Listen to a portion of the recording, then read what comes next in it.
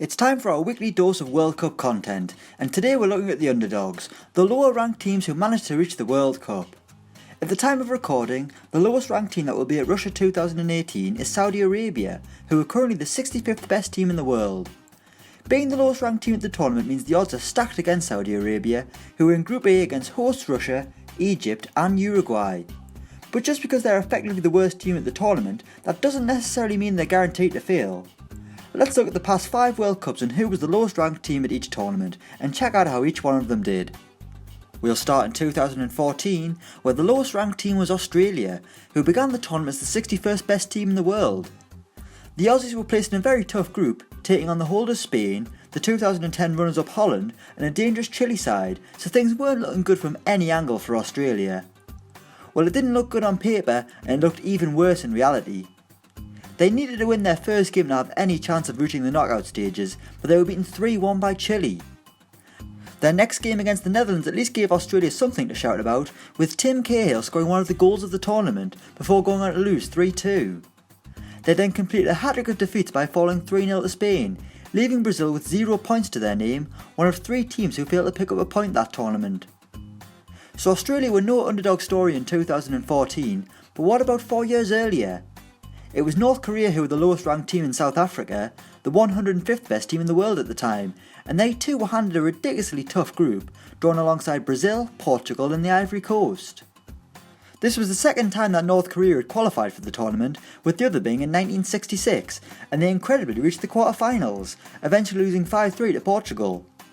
Well, in 2010, they began the tournament with a 2-1 defeat to Brazil, where they were resilient and even got on the score sheet, but all that good work was undone when they took on Portugal, with Cristiano Ronaldo and co hammering them 7-0, one of the heaviest defeats in World Cup history.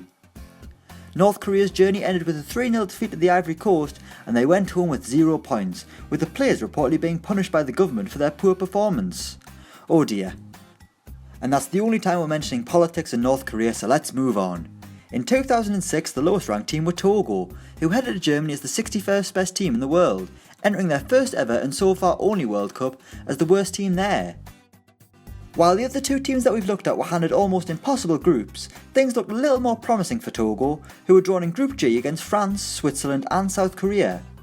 The Togo team didn't look particularly inspiring, with Adebayor being the only familiar name, but it was Mohamed Keita who scored the country's first and only ever World Cup goal. Since they only scored 1 goal, you can probably guess how they did in 2006, exiting the tournament with 0 points, losing 2-1 to South Korea, 2-0 to Switzerland, and finally 2-0 to France. The story of the underdog is not quite alive when it comes to the lowest ranked teams at the World Cup. Never mind, let's move on to 2002 where we might get some joy, where South Korea and Japan co-hosted the footballing extravaganza. The lowest ranked team there were China at number 50, and they were in Group C alongside Brazil, Turkey and Costa Rica.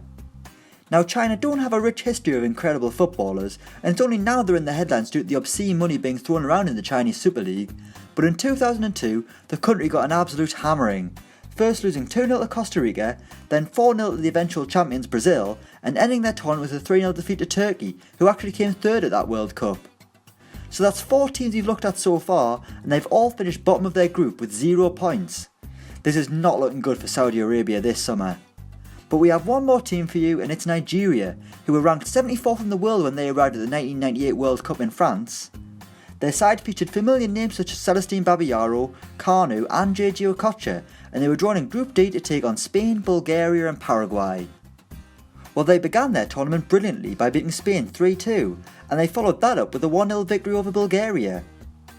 A defeat to Paraguay in the final group game didn't matter, as Nigeria finished top of the group and headed to the last 16 despite being the lowest ranked team in the tournament.